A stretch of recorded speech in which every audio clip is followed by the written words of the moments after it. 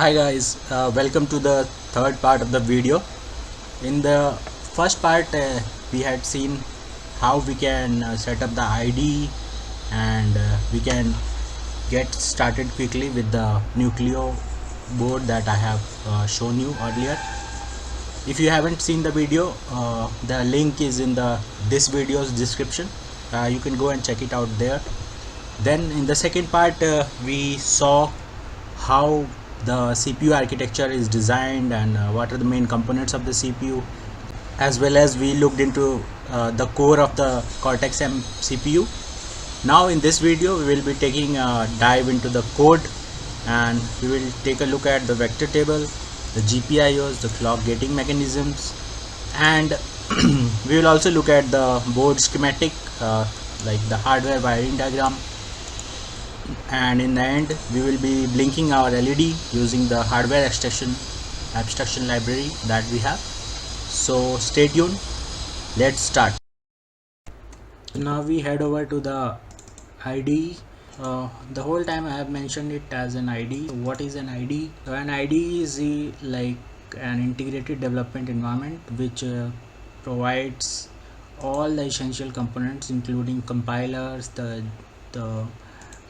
editor, as well as the tools for flashing and programming your embedded systems. This is an all-in-one package. So now we are into this main.c. So we'll first go through the application. What does the application do? Initially this is our main code, which is the entry point of our user application. This is the entry point of user application. So we'll go here. We'll not go into detail of these functions now. We'll do that in a later video. So what does it do? It resets all the peripherals and initializes the flash interface and the SysTick. SysTick is the 24-bit timer that we have blocked for that inside the die. Then configure the system clock. Then here is our GPIO initialization. GPIO init, we go to inside the GPIO init. What it does is it initializes the particular clocks. So for example, if we head over to the section where our LED is connected, so this was the chip and this is the pin on which we have configured our LED. So this is on PA5, which is PA for port A and pin 5. So now you'll ask why it is on this one. For that I'll head over to the hardware wiring diagram. So this is our board schematic. I'll provide a link to this in the video description. As you can see that there are mainly two sections. One of them is your ST-Link, which is used for programming, as we had seen in the earlier video, and then the second section is your MCU, which is your microcontroller, 64 pins. There are mainly two LDOs connected. One of them is your LD1117, another one is for low dropout. This one has a low quiescent current.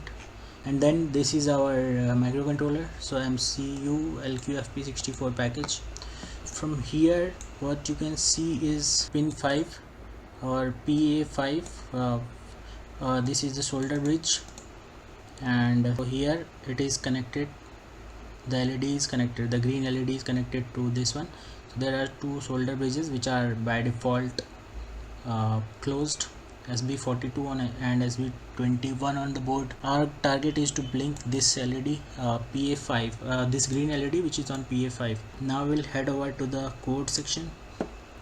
As you have seen this document, that since our LED lies on this port on pin 5, so we will have to enable the clock for this AHB2 bus. So we'll do that in the code. So once that clock is enabled, we can configure the pins to be input or output. Go and enable this in the software. That portion has already been done by the code generator, which is your cube ID that we saw in the last video. So here we have enabled the clock for that particular peripheral AHB2. So we will not go deeper in this. This is the function MXGPIO init, where which has been called in the main function, and this initializes as well as configures our LED pin as an output. First of all, we'll have to declare a variable of the type GPIO init type def. So if you go into GPIO init type def, it has these many options. So first is what pin you want to configure, what mode you want. The mode could be input or output. Then what is the pull up or pull down, what do you want, and the speed, which is defined as GPIO speed, which we'll discuss later. And then you can also configure it into alternate functions. We have declared a variable of type GPIO init type def, and then enable the clock as I have shown you. So we have to enable the clock, and then after that we have to fill up this structure. And for example, here our pin is 5, then mode is push pull, then this is no pull, this is for register pull down or pull up, and this is speed, frequency, low. And then we pass this to your function, which is responsible for initializing this HAL GPIO init. So that's how our pin has been configured as an output, and we are ready to go. One thing to note is that if in the embedded systems we have this while one loop. Since this is a bare metal system, there is no OS which could handle if the main exits.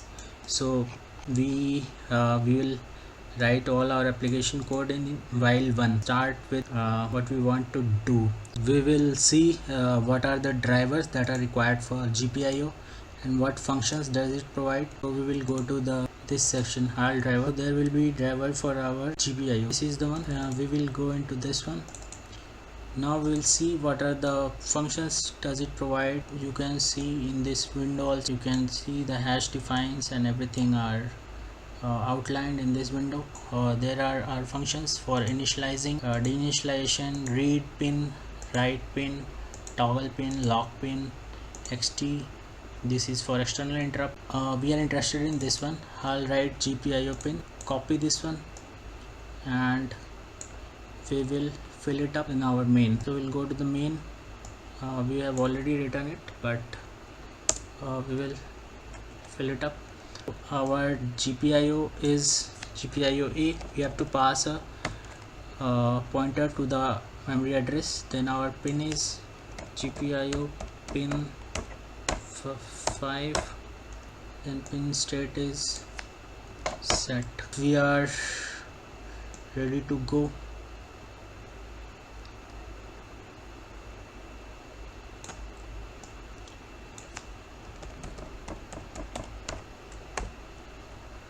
Okay, now you have seen that this library is very useful. You can find the useful functions here for read, write, toggle, init, deinit, etc. After the controller is reset, there are fixed addresses which it has to jump to. So these are already programmed and you cannot change it. Whenever it is reset, it starts executing instruction from the address 0x004. Then if it is a non-maskable interrupt, it will start from 008. So these are the particular locations in your memory map where they have been mapped. You cannot change this mapping. This is hard coded. So in case of a hard fault, this is the location where the code execution will begin from. In case of a memory management fault, or it will start from here. So this is defined like this. There are priorities and some of them have fixed priority and some of them has settable priority. So we'll discuss that later in a later video. So what will happen after the startup code, the main will be called, and in main it will go and initialize this, configure the clock, and then initialize this. UART we don't need now. Will and then it will get stuck in this while loop and it will continuously keep this on. So in the main, what we'll do, we'll save it and we will try to build it. For build, you need to go to project and you need to do a build all. So I have already done build all, but you can see in the logs that it uses compiler ARM EABI, okay, which is application binary interface for ARM microprocessors. So this is based on the GCC tool. Now build has been finished, and there are 0 errors and 0 warnings. Now there are multiple sections. We'll understand that. This is our file, executable linkable file that has been built. So there is text section, data section, BSS section, and this is in decimal and hex they have provided. So in decimal the code size is 13.58 KB, and out of which text section is 11.868, which text section consists of the code that we saw earlier. Code, where was it? This is the code section, and BSS is uninitialized variables, so that is 1700 bytes. So now comes the main thing, that is the flash. So for that we will head over to this configuration, but before that we will have to plug in the device. So now I'll connect the board. As you can see, I have connected the board. For ensuring that everything its driver has been loaded by Windows correctly, you have to go to your device manager and look for this STM32.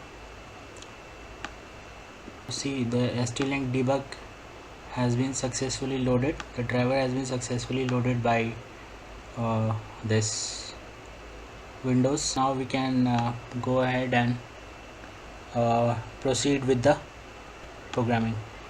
We will set that pin, we will save it, and then we will build all. We have built it. Now the next part is to flash the microcontroller. So for that we will go to debug configurations, and there are run configurations and debug configurations. So run configuration is for like running the application code, so it does not halt the CPU, and in debug configuration you will enter into debug mode, so it will halt the CPU and try to get through every instruction. We will leave it as it is, so we don't want debugger. Now we will just run it.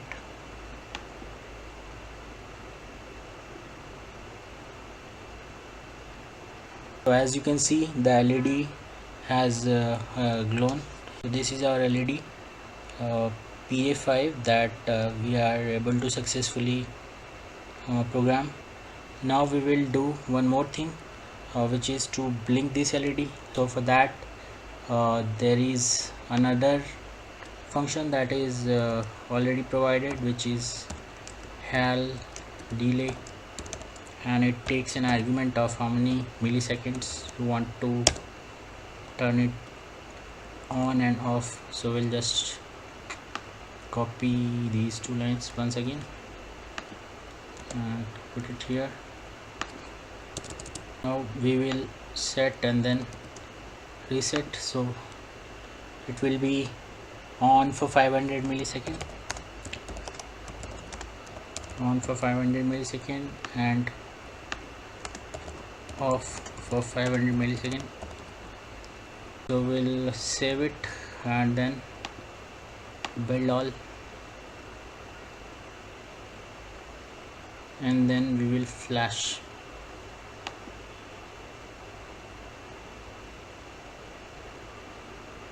As you can see, the LED is now blinking properly. From here you can also do something like toggle pin also. I will show you that. So this was all GPIO.h, and there we had one more function which was toggle pin. We can do that also. So in one function itself we can achieve this functionality, and also in a different way. So we'll look at that. So we will comment out this portion, and then we'll go to this GPIO A, then GPIO pin 5. Let's see it compiles properly.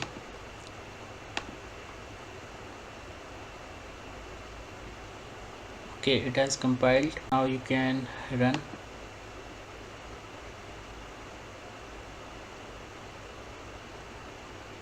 So again you can see the same effect is there. You can do some other things like play with the delay. If you do that,